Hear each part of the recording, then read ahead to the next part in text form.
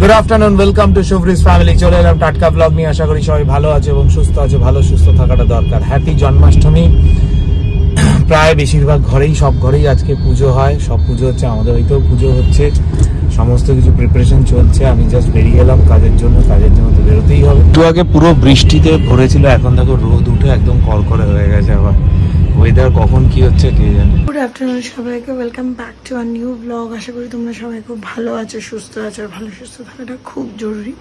দুদিন আমার শরীরটা একদম ঠিক ছিল না, অতিরিক্ত প্রেশার নেওয়ার কারণে একটু প্রেশারই গন্ডগোল হয়েছিল। তার মধ্যে ব্লাড ডোনেশন ছিল, তো এই লো প্রেশার অবস্থাতে একটু ব্লাডটা দিয়ে দিয়েছিলাম। ওখানকার ডক্টররা বললো হ্যাঁ কোনো প্রবলেম হবে না, দিয়ে দাও।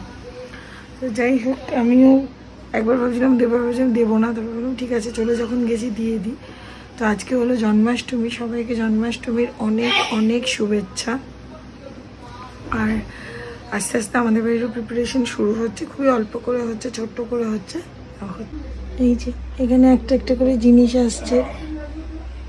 এই শেষ করলাম সমস্ত কাজকর্ম, এখন বেরোচ্ছি। বেরিয়ে আগেই বাড়ি যাই। বাড়ি গিয়ে পুজো আছে, ওখানে পুজো হয়তো শুরু হয়ে যাবে। আমি যে পৌঁছাতে পুজো শেষ হবে, তারপর একটুখানি প্রসাদ নিয়ে এর বাড়িতে যাব, শ্বশুর বাড়ি যাবো, জানি না আর কোথায় কোথায় যাব। তো কয়েকটা জায়গায় যেতে হবে, সেগুলো দেখি কি হয়। তারপরে আবার রাত্রে কাজ আছে। আজকে কাজ আছে মানে কতগুলো ছোট ছোট ইন্টারনাল অ্যাজ এ ভেন্ডার হিসেবে ওগুলোকে ক্রাইটেরিয়াগুলো মানে কাজগুলোকে করে দিতে হয়, সেই জন্যই আর কি যাওয়া। আমি তালের বড়া, মালপোয়া, ওই কলার বড়া হয় এই বাড়িতে, তো সব ভেজে এসে জাস্ট বসলাম। ভাজতে ভাজতে এক হাতে ক্যামেরা নিয়ে আবার ভোগের টাইমে ওটা অতটা সম্ভব ছিল না। আর আজকে মানে শুধু আমি আর মা ঝুমাদি যতটা কেটে কুটে দিয়ে তারপরে চলে গেছে। তো মা ক্যামেরা ধরলে আমি অত ক্যামেরা ধরে করার মতো সময় ছিল না, কারণ আমি সব কিছু করে পড়িয়ে উঠেছি 4টের সময়। এখন মা আলুর দম করছে, তারপরে আমি গিয়ে লুচিটা করবো, দেন আমরা পুজোতে বসবো। আমি তো ফিরলাম, ফিরে এখানে ও লুচি করছে। কি কি হয়েছে আজকে মেনুতে? আজকে হচ্ছে সুজি, পায়েস, আর তালের বড়া, মালপোয়া, কলার বড়া, আলুর দম, লুচি, পোলাও। আর কি বাকি আছে ভাই? এর মধ্যে দিয়ে তুই কোনটা কোনটা করলি? আমি করেছি হলো ঝুমাদি ওগুলো গুলে মিশিয়ে গেছিল, আমি ভেজেছি। আমি শুধু ভেজেছি মালপোয়া আর তালের বড়া আর কলার বড়া, লুচি ভেজেছি আমি শুধু। ভাজা ডিমের তোর এখানে এটা দেখেছিস কি হয়েছে? এই যে দে। যাই হোক, এই যে এইখানে সমস্ত লেচি করে রাখা, আর এখানে তেলেও ভাজে। কড়াইটা প্রথম দেখলাম আজকে।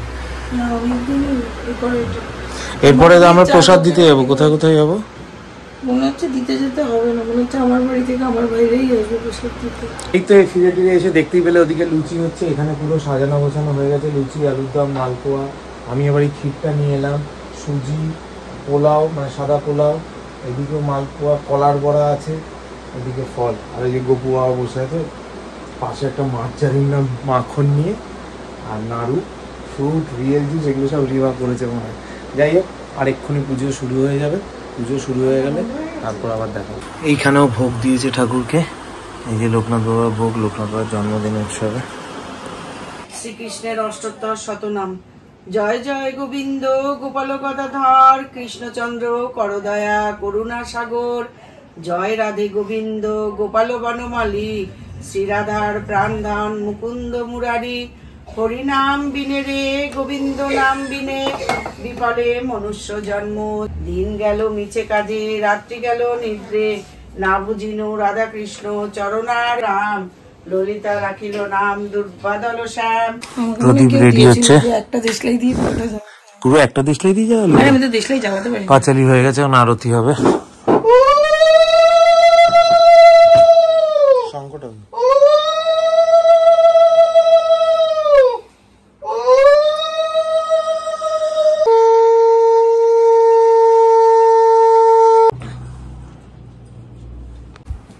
আগে ওই ঘরে দিয়ে আসো।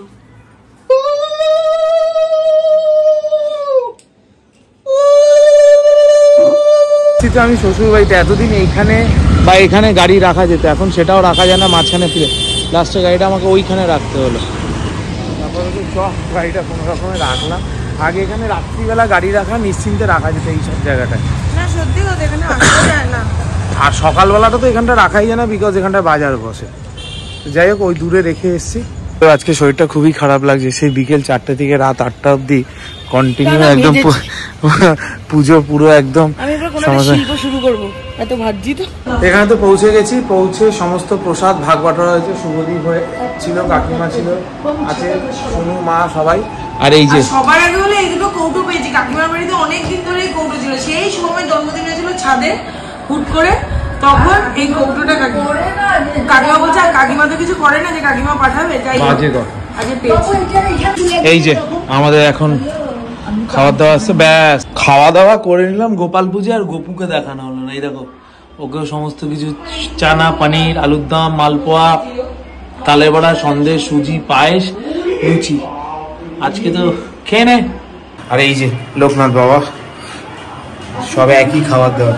বেরিয়ে যাচ্ছি, যেরকম ব্যাগ নিয়ে এসেছিলাম আবার সেরকম ব্যাগ নিয়ে ভর্তি করে বাড়ি যাচ্ছি। আর তোমরা যদি কেউ বাগুইয়াটি, এক্ষুনি মানে শুভদীপ খুব ভালো সায়েন্স গ্রুপ পড়ায়, তোমরা যদি কেউ বাগুইয়াটি এলাকায় থাকো, তোমরা ওর সাথে কন্ট্যাক্ট করতে গেলে আমাকে বলো, আমি ওর কন্ট্যাক্ট নাম্বার দিয়ে দেবো।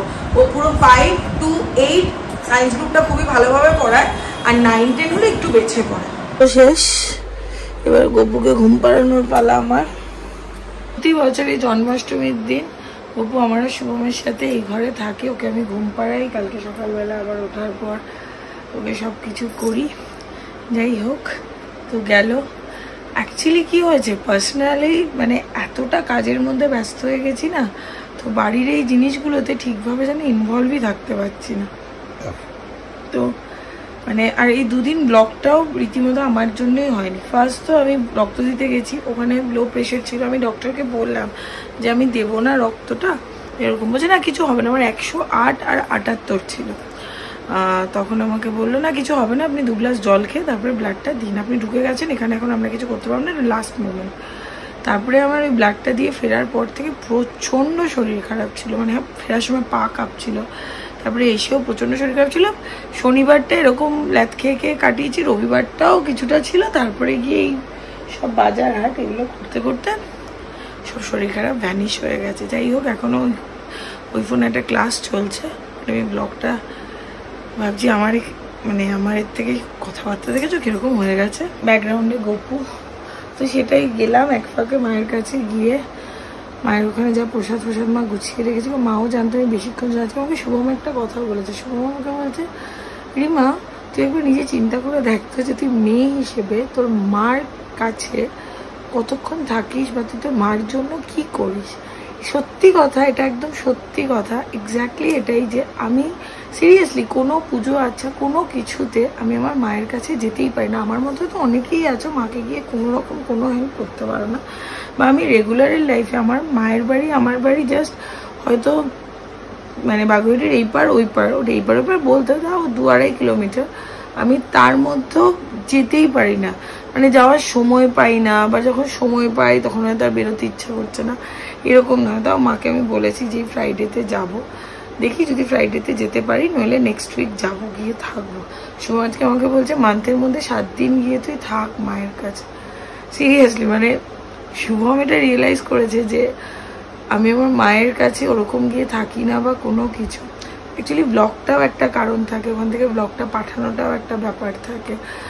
আর তাছাড়া অনেক কিছু মিলিয়ে ঝুলিয়ে অনেক কিছু থাকে গো। পড়ানোটা এখান থেকে যে নিয়ে পুরো পড়ানোটা ওখানে পড়াবো, স্টুডেন্টদের অভ্যেস এখানে আসাটা, ওরা ওখানে যেতেও পছন্দ করে, বাট আবার এই এত বই খাতা নিয়ে যাও আসো ভালো লাগে না। আর গেলে মার সাথে গল্প করবো না, পড়াবো, আর এই যে পড়ানো করতে করতে লাইফই একদম শেষ, আর কি হবে।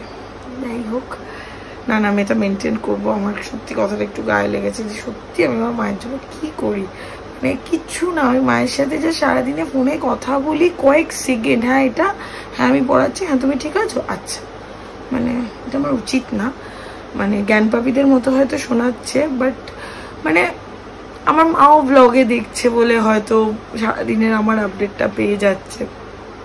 কোনোদিনই আমার মার ফোন করে আমাকে এই প্রশ্নটা থাকে না কি খেয়েছিস, অনেকে মেয়েরা জিজ্ঞেস করে কি রান্না করেছিস, আমার মায়ের এটা কোনো দিন থাকে না। আমি জানি না কেন থাকে না, অদ্ভুতভাবে আমি কোনো দিন আমার মাকে আজ অব্দি, আমার 4 বছর হতে চলে, ফেব্রুয়ারিতে 4 বছর হবে বিয়ে, আমি আজ অব্দি আমার মাকে শুনিনি জিজ্ঞেস করেছি কি খেয়েছিস বা কোনো একটা কিছুতে, বা আমার শরীর খারাপ বা কোনো কিছুতে মা খোঁজ নিয়েছে যে ওরম একটা যে করে একটা মানে মনে হয় তবে আমি যাই আমার কাছে চলে আয়, আমার কাছে এলে, এরকম কোনো কিছু আমার মায়ের দিক থেকে থাকে না। এর জন্য হয়তো আমিও ব্যাপারটাকে খুব ক্যাজুয়ালি নিয়ে নিয়েছি, বাট না ঠিকই। এবং আমার মা আমাকে বলে যে যতটা সম্ভব ততটা এই বাড়ির জন্য থাকো, এই বাড়ির সবার সাথে থাকো, তবে তুমি ওদের বাড়ির প্রতিটা নিয়ম কানুন সবকিছু জানতে পারবে। মানে মাকেও কোনোদিন দেখিনি ওইভাবে অত মামা বাড়ি যেতে, যে এই জন্যই হয়তো আমি এরকম, আমি জানি না আমি গুছিয়ে বলতে পারছি কিনা, আমি গুছিয়ে কথাটা একটু কমই বলতে পারি। যাই হোক, তো আমাদের এই জন্মাষ্টমীর ছোট মোটো ব্লগটা যদি তোমাদের ভালো লেগে থাকে, একটু লাইক শেয়ার কমেন্ট আর সাবস্ক্রাইব করে দিও। নিজের ফ্রেন্ডস আর ফ্যামিলির সাথে অবশ্যই ব্লগটা শেয়ার করো। ভালো থেকো, সুস্থ থেকো, ভালো রেখো, সুস্থ রেখো।